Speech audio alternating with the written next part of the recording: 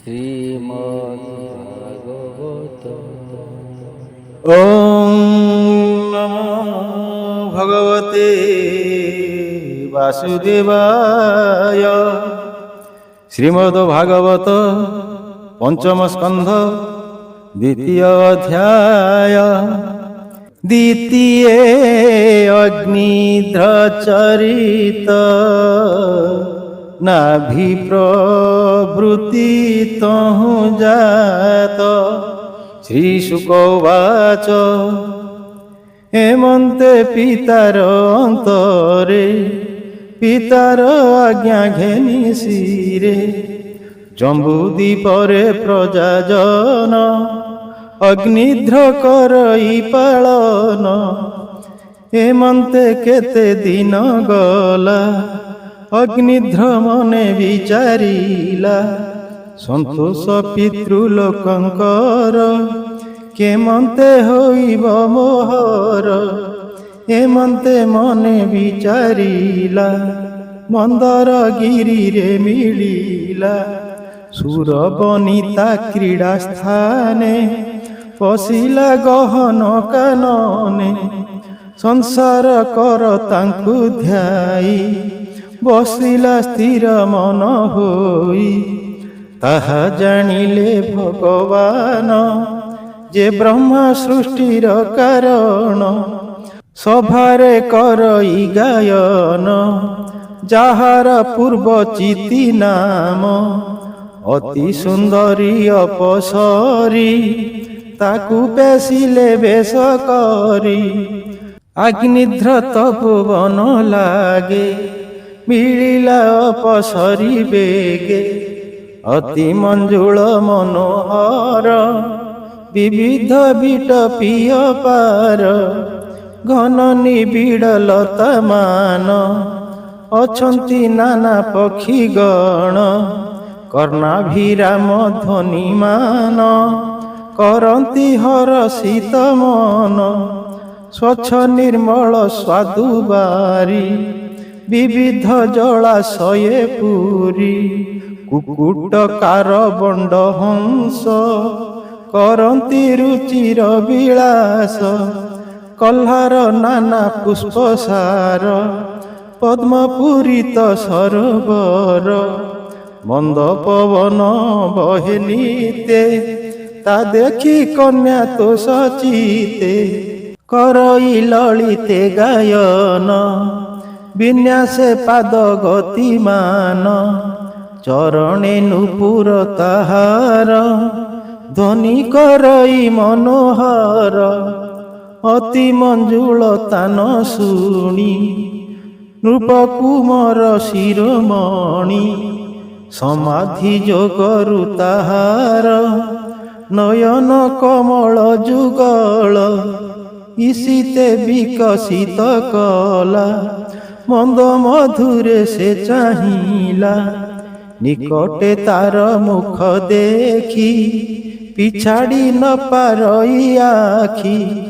ଭୃଙ୍ଗର ପତ୍ନୀ ସେ ଯେ ସନ ପୁଷ୍ପ ଲଡ଼ଇ ବନେ ବନ। ଦେବ ମାନବ ଆଦି ଯେତେ ଉଲ୍ଲାସ ହୁଅନ୍ତି ଜଗତେ। ପିହାର ଅବଲୋକନରେ ସୁସ୍ୱର ବଚନ ମଧୁରେ। ପ୍ରାଣୀର ମନକୁ ସେ ନେଇ ଅନଙ୍ଗେ ବସ ସେ କରଇ। ସେ ଯେତେବେଳେ ବାକ୍ୟ କହି ବଦନ ସୁଗନ୍ଧ ଉଠଇ। ତେଣେ ଲୁବ୍ଧ ଭୃଙ୍ଗ ଗଣେ ଭ୍ରମନ୍ତି ତାର ସନ୍ନିଧାନେ। ତେଣୁ ନ ପାରେ ବେଗେ ଯାଇ ପବନେ ବସନ ଚଳଇ। ତା ଦେଖି ନୃପତି ନନ୍ଦନ ହୋଇଲା ଅନଙ୍ଗେ ଅଧୀନ। ଜଡ଼ ପରାଏ ସେ ହୋଇଲା କାହୁଁ ତୁ ଅଇଲୁ ବୋଇଲା। ପର ଦେବତା ମାୟା ହୋଇ କିଅ ବା ବନେ ଲୋଡ଼ୁ ତୁହି। କାମର ଅସ୍ତ୍ର ମାନ ଘେନି କି ଅର୍ଥେ ଭ୍ରମୁ ତୁମେ ଦିନି।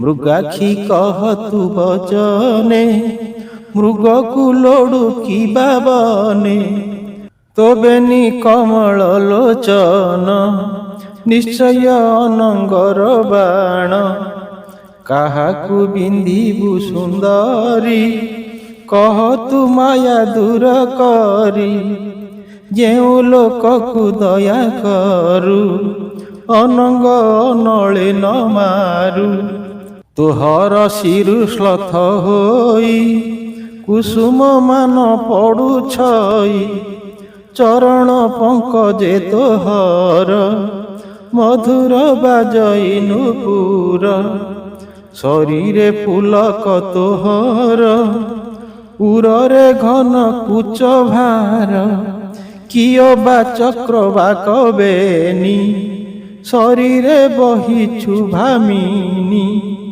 ମଧ୍ୟଭାଗ ଯେ କୃଷ ତୋର ଦିଶଇ ଅତି ମନୋହର ଯହିଁ ମୋ ନୟନ ଯୁଗଳ ଆଶ୍ରୟ କଲା କନିଶ୍ଚଳ ମୋହର ତପୋବନ ଭୂଇଁ ଅତି ସୁଗନ୍ଧ କଲୁ ତୁହି ଯାହାର ନୟନ ଗୋଚର ହୋଇବ ରୂପ ଗୁଣ ତୋର ସେ କି ଅନଙ୍ଗ ବସନୋହି ରହିବ ଏ ମନ୍ତକେ ଦେହି ଅଦ୍ଭୁତ ସୁଧାର ସସାର ଆନନ୍ଦ କରଇ ଅଧର ସୁରଙ୍ଗ ଦିଶଇ ବାହାର କିଅ ବା ଦେବା ପଟାନ୍ତର ବିଷ୍ଣୁ କଳାକୁ କି ତୁ ଧରି ମର୍ତ୍ତ୍ୟକୁ ଅଇଲୁ ସୁନ୍ଦରୀ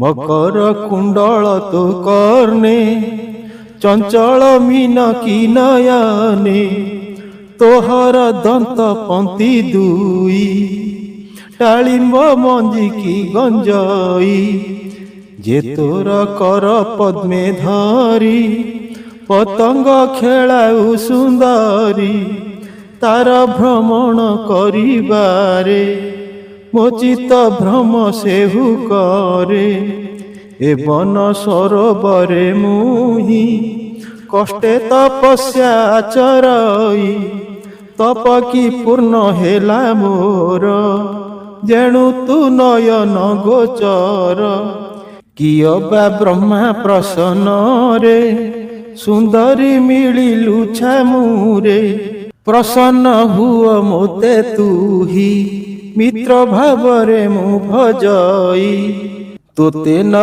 ଛାଡ଼ିବଇ ମୁହିଁ ବ୍ରହ୍ମା କି ଦେଲେ ପଠିଆଇ ତୋହର ଦେହେ ମୋର ମନ ରହିଲା ନିଶ୍ଚଳେ ନୟନ ଏ ତିନ ସ୍ତନି ଶୁଭ୍ର କେଶୀ ତୁ ମତେ ଘେନ ଗୋ ଆଶ୍ୱାସୀ ଚିତ ମୋହର ତୋର ତହିଁ ନିଶ୍ଚଳେ ରହିଲା ଗୋ ସହି ସଫଳ କର ତୁହି ଏକା ସ୍ୱଭାବେ ତୁ ତ ପୁଣ୍ୟ ଦେହା ଏମନ୍ତେ ଅନୁନୟ ବାଣୀ ବିବିଧେ କହେ ନୃପମଣି ମଧୁର କୋମଳ ବଚନ କହି ହରିଲା କନ୍ୟା ମନ ନୃପ କୁମର ରୂପ ଗୁଣ ବିଦ୍ୟା ଯୌବନ ସୁରପଣ